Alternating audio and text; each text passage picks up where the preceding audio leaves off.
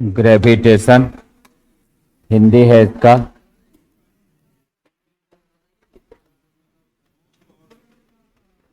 गुरुत्वाकर्षण।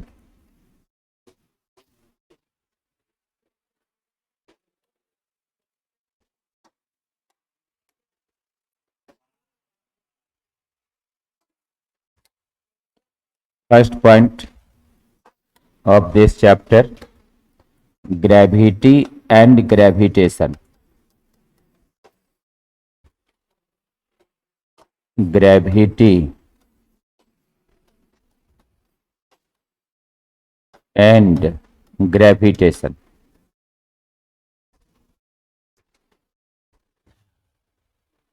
ग्रेविटेशन क्या है, ग्रेविटी क्या है, अब ये समझना है। Number one, what is gravity. ओहो, यहाँ पे ए नहीं होगा। What is gravity, first point है ग्रेविटी क्या है। ओहो,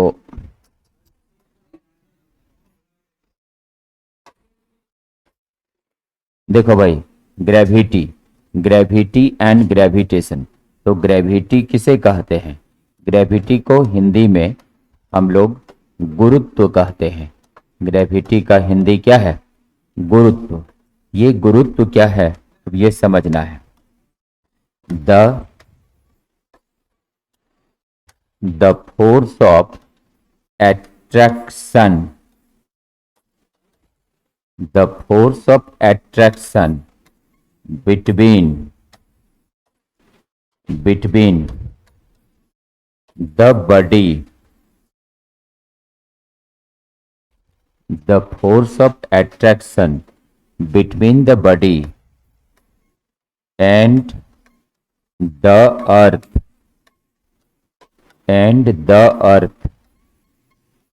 due to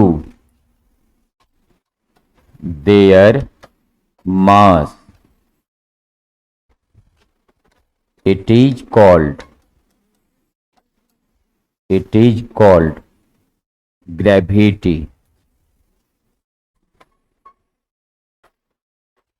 It is called gravity. The force of attraction between the body and the earth due to their mass, it is called gravity. Hindi है इसका, किसी वस्तु और पृथ्वी,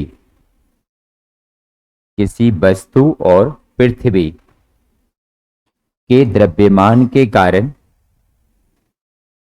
किसी वस्तु और पृथ्वी के द्रव्यमान के कारण जो आकर्षण बल उत्पन्न होता है, जो आकर्षण बल उत्पन्न होता है, उसे गुरुत्वाकर्षण कहते हैं, गुरुत्व कहते हैं, उसे गुरुत्व कहते हैं। किसी वस्तु और पृथ्वी, किसी वस्तु और पृथ्वी के द्रव्यमान के कारण जो बल उत्पन्न होता है या आकर्षण बल उत्पन्न होता है, उसे क्या कहते हैं? गुरुत्व कहते हैं। अब समझना है, ये एक कोई भी एक वस्तु है, कोई भी वस्तु है, ये वस्तु है, और दूसरी तरफ ये तय है कि ये अर्थ ही है। दूसरी तरफ तय है, ये क्या है? अर्थ है। इधर अर्थ रहेगा अवश्य, ये इसमें जरा सा भी लेकिन परंतु नहीं है, ये अर्थ है। और दूसरी तरफ कोई वस्तु हो सकता है, चंद्रमा हो सकता है कोई उपग्रह हो, कोई और भी वस्तु हो। ये एक तरफ तय हो गया कि कोई बॉडी है, और दूसरी तरफ ये क्लियर है कि अर्थ है। इसके मास के कारण, इसका भी कुछ मास है और इसका भी मास है, दोनों के मास के कारण एक एट्रैक्शन फोर्स लगता है। इस तरह के एट्रैक्शन फोर्स को ही हम लोग यहाँ पर क्या बोलते हैं? इसी को ग्रेविटी बोलते हैं। ठीक है।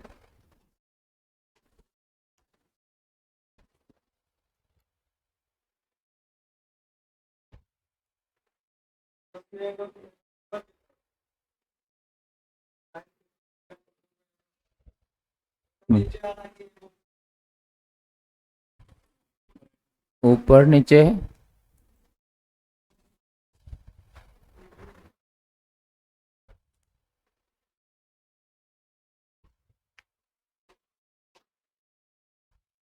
ऊपर नीचे कौन सी बोल रहा है? तीर। तीर दोनों के एक दूसरे को होगा आकर्षण बल।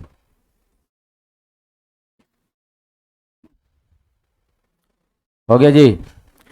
कोई भी बॉडी हो और एक अर्थ हो, उसके बीच में जो मास के कारण फोर्स लगता है उसे क्या बोलते हैं? ग्रेविटी। अब समझना है ग्रेविटेशन क्या है।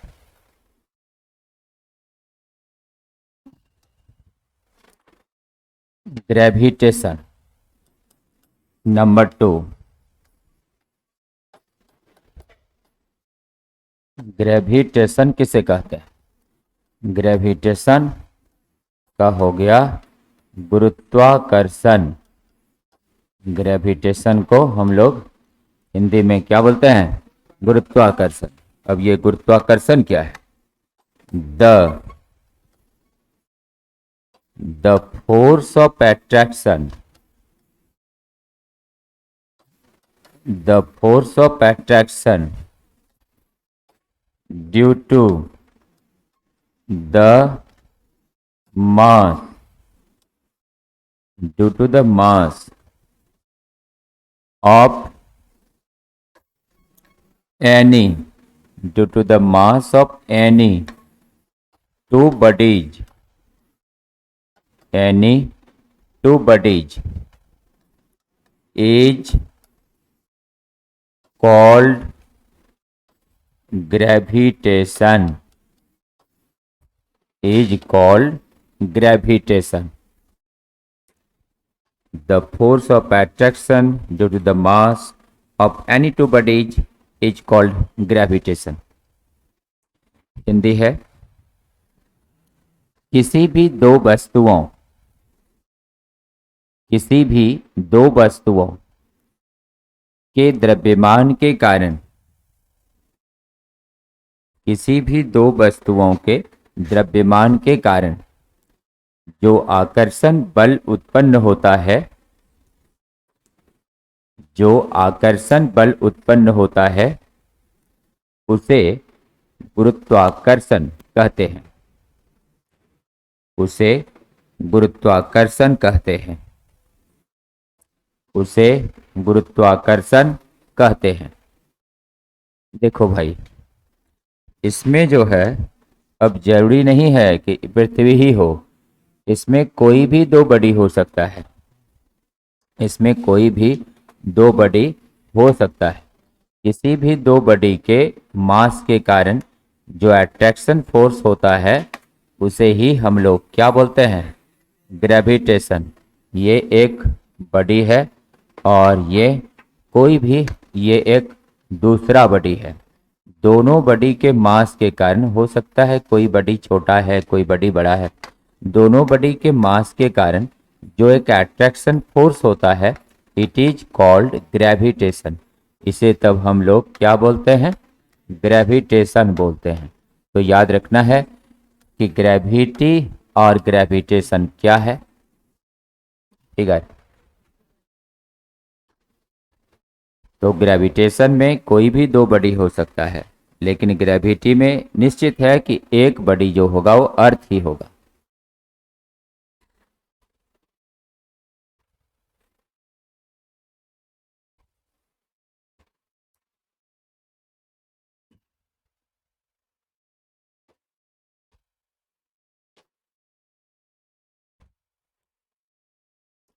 बन गया?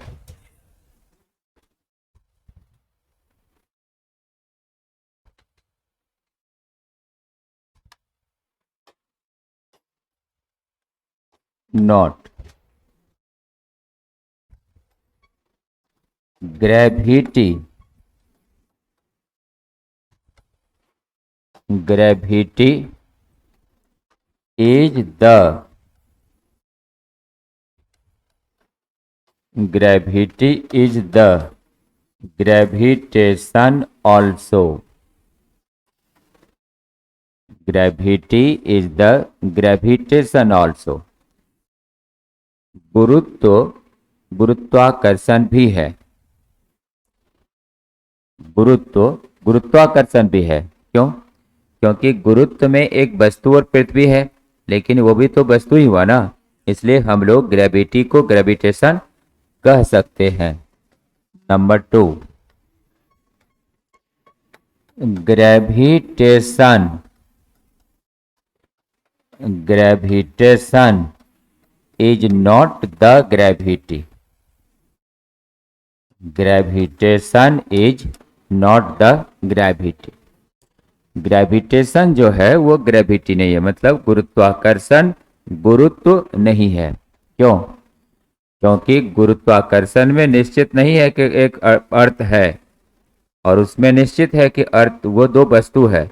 इसमें निश्चित नहीं है कि एक अर्थ है, इसलिए ग्रेविटेशन को ग्रेविटी नहीं कह सकते हैं, लेकिन ग्रेविटी को ग्रेविटेशन कह सकते।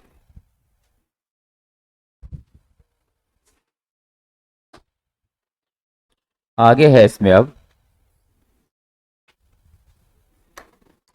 Next point, Kepler's law of gravitation.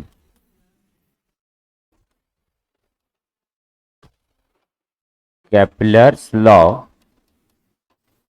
Of gravitation.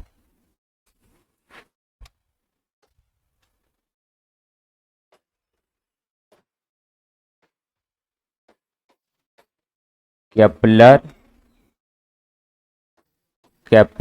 के गुरुत्वाकर्षण का नियम।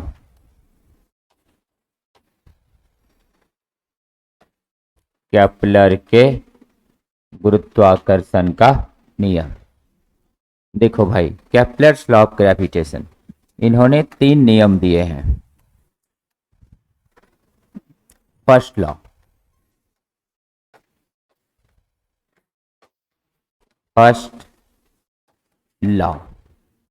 फर्स्ट लॉ पर ध्यान देना है। फर्स्ट लॉ है, all planets are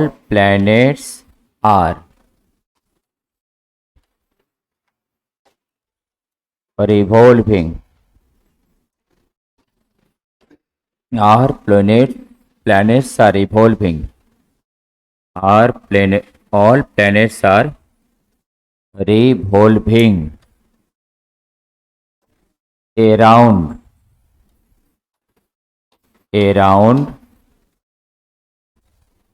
the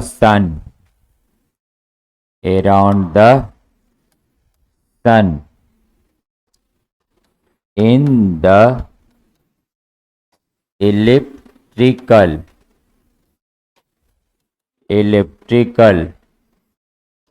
orbit. All planets are revolving around the sun in the elliptical orbit.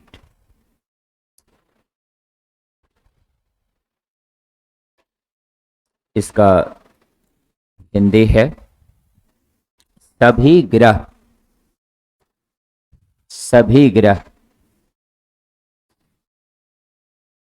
सूर्य के चारों ओर, सभी ग्रह सूर्य के चारों ओर दीर्घ वृत्ताकार कक्षा में घूमता है। सभी ग्रह सूर्य के चारों ओर दीर्घ वृत्ताकार कक्षा में घूमता है।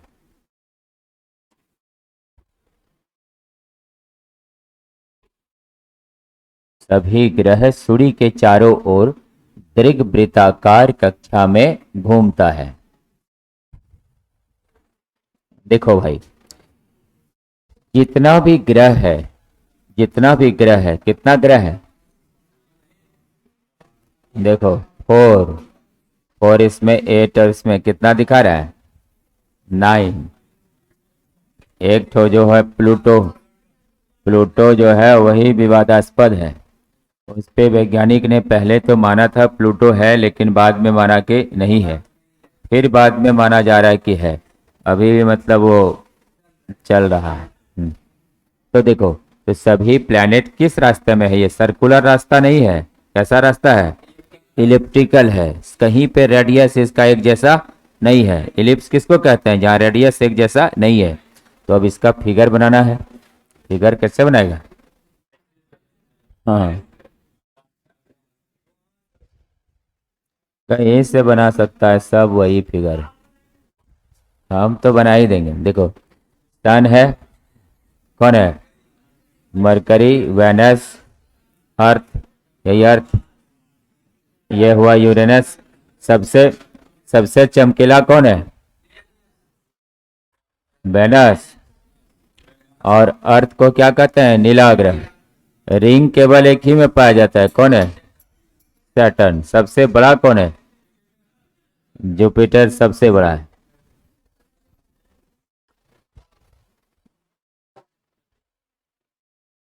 देखो, फिगर जो बनाना है इस तरह से बना लेना है।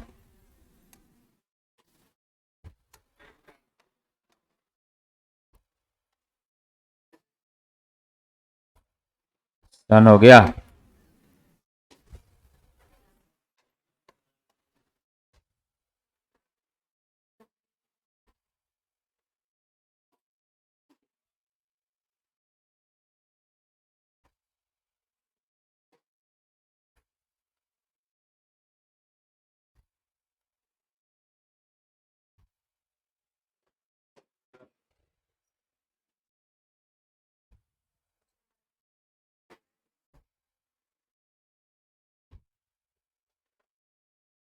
कितना हुआ?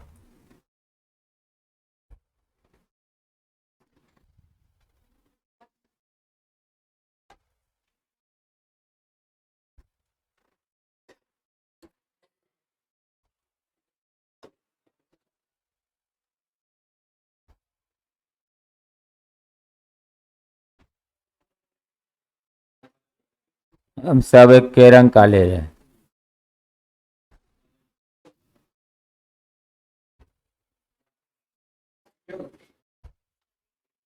क्या हुआ?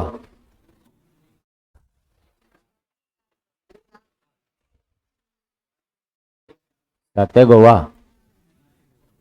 वे को तुम लोग बना लेना। मेरा यहाँ पे जगह कम है, इसको मिटाना पड़ेगा।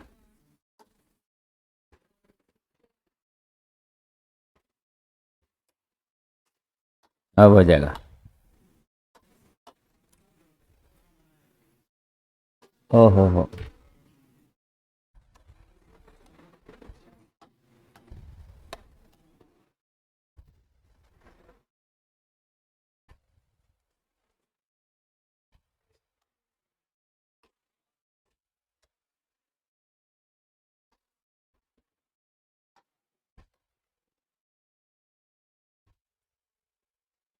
इसे हम लोग क्या बोलते हैं? Solar system.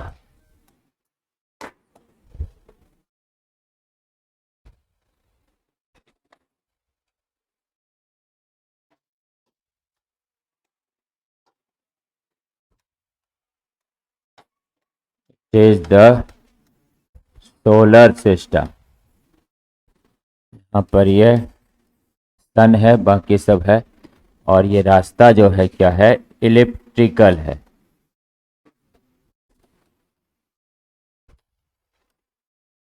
Electrical path.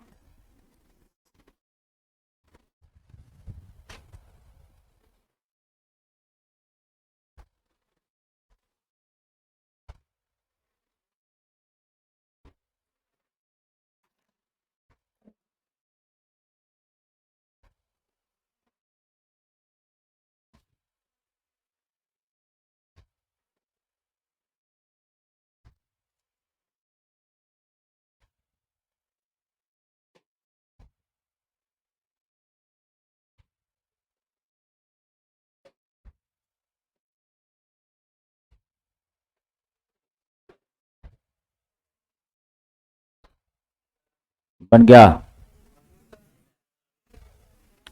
बन गया सबका? आगे बढ़ा जाए, चलो।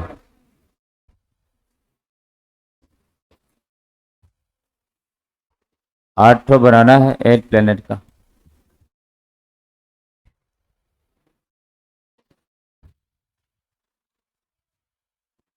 देखो भाई, number 2, second law.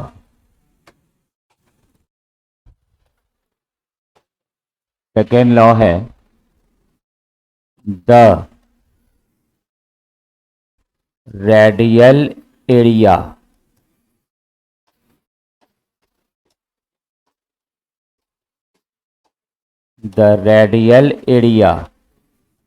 covered by each planet, the radial area covered by each planet is always equal in same interval of time, in same interval of time। Hindi है इसका,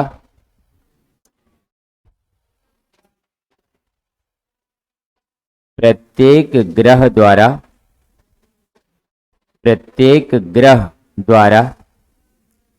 तय किया गया, प्रत्येक ग्रह द्वारा तय किया गया त्रैज्यिक क्षेत्रफल, प्रत्येक ग्रह द्वारा तय किया गया त्रैज्यिक क्षेत्रफल एक समान आवर्तकाल में समान होता है, एक समान आवर्तकाल में समान होता है, एक समान आवर्तकाल में समान होता है। देखो भाई, ये सन है, इसके चारों ओर अगर कोई प्लैनेट घूम रहा है तो इसमें जब ये यहाँ आया, यहाँ पहुँचा, यहाँ पहुँचा या यहाँ पहुँचा, इस समय जितना भी ये रेडियल एरिया कवर करेगा, इतना सा या इतना सा, ये एरिया अगर A1 है, टाइम T1 यहाँ से यहाँ तक आने में, ये एरिया अगर A2 है, इसमें टाइम लगा T2, ये एरिया अगर A3 है, टाइम लगा T3, ये एरिया अगर A4 है, टाइम लगा T4। तो जितना एरिया ये कवर हुआ, जितना भी टाइम लगा, उतने टाइम में फिर उतने ही एरिया कवर होता है। इसमें नज़दीक रेडियस या दूर रेडियस पे निर्भर नहीं करता है, जितना समय में जितना एरिया कवर किया उतने टाइम में फिर उतने ही एरिया कवर करता है। तो यहाँ पर since T1 equal to T2 equal to T3 equal to T4, therefore A1 equal to A2 equal to A3 equal to A4, ये इक्वल होता है। यही है सेकेंड लॉ केपलर का। हाँ, ऑटोमेटिक बढ़ जाता है ग्रेविटेशन से, अट्रैक्शन फोर्स से। करामची में घुमा है, देखना धीरे धीरे से कम होता है, उधर देखना कैसे बढ़ता है।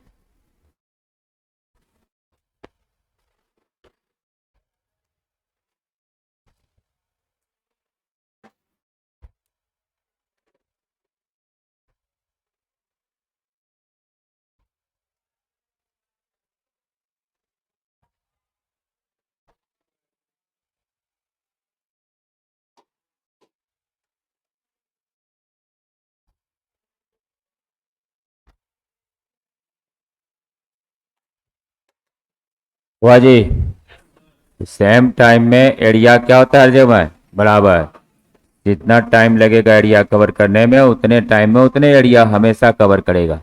यह है सेकेंड लॉ। थर्ड लॉ है इसमें,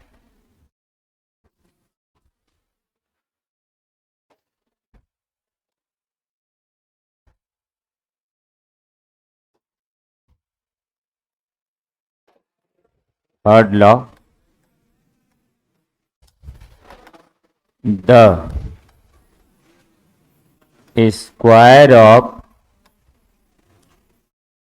time period, the square of time period of the planet, the square of time period of the planet is directly proportional, is directly proportional to the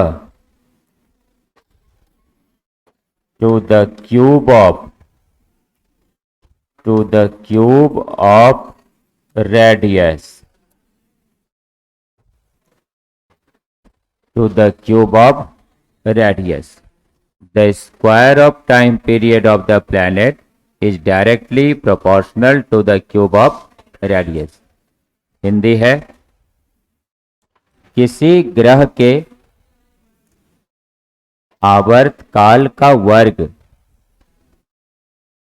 किसी ग्रह के आवर्तकाल का वर्ग उसके त्रिज्या के